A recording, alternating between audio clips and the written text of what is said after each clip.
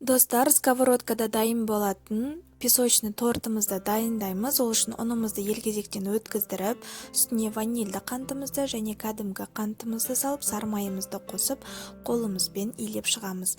Видеода көріп тұрғандарыңыздай осындай шашыраңқы бір тегіс болу керемізға аз бөліктерге бөле отырып, қасынан кетпей қозғап отырып, алтын түске айналғанша осылай видеода көріп тұрғандарыңыздай пісіріп аламыз.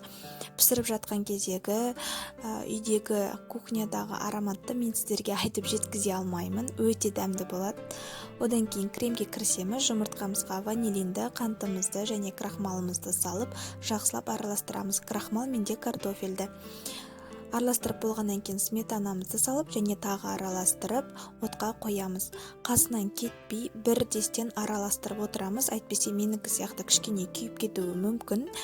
Қою болған кезде оттан алып, үстіне сарымайымызды қосып, жақсылап араластырамыз. Бетін жауып, көмтін температурада суығанша қалдырамыз. Тортымызды жинаймыз. Бірінші коржымызды, екінші кремімізді ас қасықпен жақсаңыздар оңай болады. Осылайша барлығын кезекпен жағып шығамыз. Менде торт корж болды.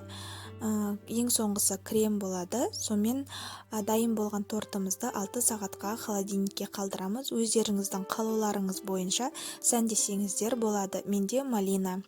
Ас болсын, міндетті түрде дайындап көріңіздер. Сіздермен бірге болған Алия.